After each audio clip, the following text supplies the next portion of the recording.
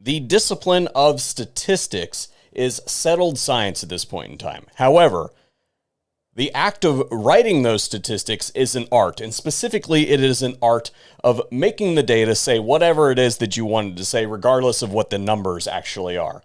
And as it happens, that's exactly what the FBI has been doing as it relates to citizens stopping shootings in the United States. I'm going to tell you exactly how they did it after we hear a brief word from today's sponsor. Today's video is brought to you by Acre Gold. Acre Gold is a subscription-based service that makes acquiring gold continuously an effortless endeavor. The way this works is you select the plan for the bar that you want, and the monthly subscription goes towards a 1, 2.5, 5, or 10 gram gold bar. Once you have met the threshold value of the gold, they ship it directly to you. And as you can expect, soon the price of gold is going to shoot through the roof as elections loom. So if you're looking to get into precious metal investing sometime soon, check out Acre Gold. And if you use my affiliate link, then I earn a commission on your sale. I appreciate you all, and special thanks to Acre Gold for making today's video possible. While we're on the topic of money really quick, many of you have asked how you can support the channel directly. There is a Linktree account in the description box. You can find all the relevant links. There we have all the things. That said, what we're going to be looking at here today is a report from the Crime Prevention Research Center, and they looked into the FBI's data and how they came up with their numbers.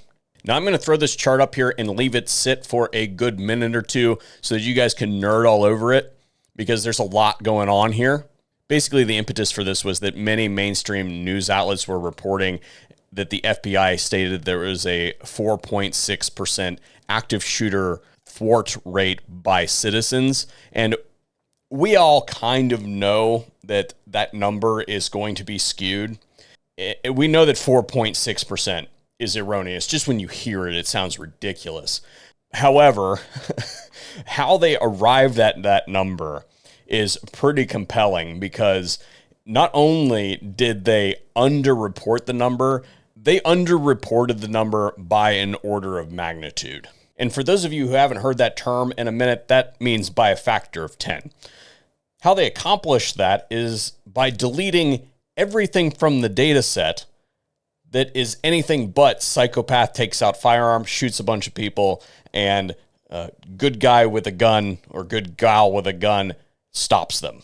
And that includes things like the police later apprehend the individual, they take that one away from the citizen, or things like stopping the shooting cold before anybody actually gets shot, except for the perp, right? Like situation where somebody's committing an aggravated assault of some kind, and a good guy or good gal with a gun pulls out their own and scares the person off.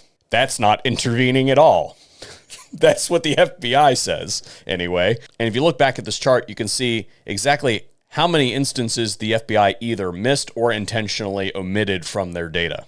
In fact, if you look at all the years that are baked into that 4.6% number, not only did they do it for 1 year, they did it for all of the years, as in all of the years are off by an order of magnitude.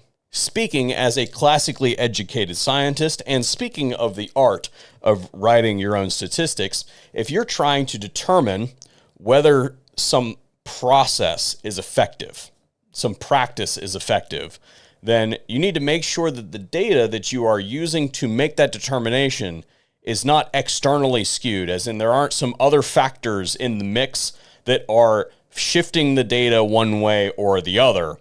And in this instance, where we're trying to determine whether or not the practice of citizens bringing their own weapons with them into public for the purposes of exercising their Second Amendment rights and providing for their own self-defense is an effective practice or not, well, then if you pack that data with a whole bunch of instances where their governments have made it nearly impossible for them to both follow the law and provide for their own safety and welfare by instituting a bunch of sensitive places in gun-free zones, well, then you have negatively impacted that data towards the direction of making sure the government is responsible for that by stripping the citizen of their ability their choice on whether or not they would do that. And then vis-a-vis doing that, you've created an environment where there are no good guys and good gals with guns walking around those instances. So when those instances happen, well, there's nobody there to do it. So then, of course, it's going to fall on the government minutes, hours later than would have been feasible for citizens that were responsibly armed to be able to do that. And that's exactly what the CRPC thought. So they did it.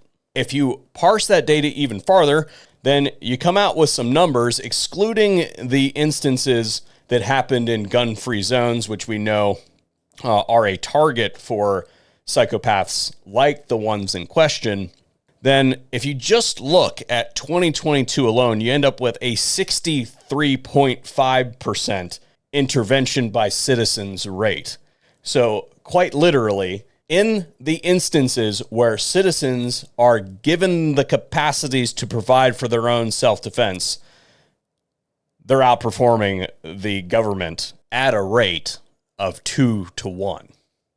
Personally and professionally, I have had these exact numbers thrown in my face by vehement idiots who have consumed whatever mainstream propaganda source it is that they consume and then just regurgitated the numbers without looking into them themselves either.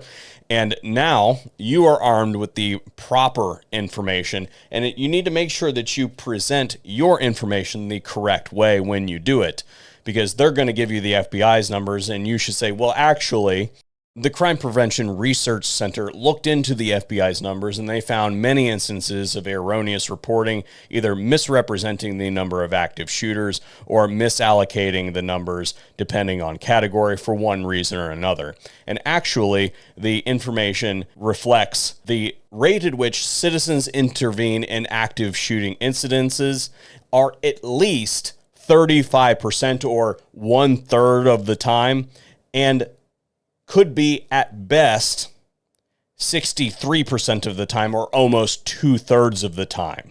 So quite literally, it is possible that if you were to average those numbers out, that roughly half of the time, citizens end up stopping the threat before law enforcement can get there to intervene, and lives are saved in most instances. That's how I suggest that you present the data in your day-to-day life, and know that you are on the right side of the argument when you advocate for saving life.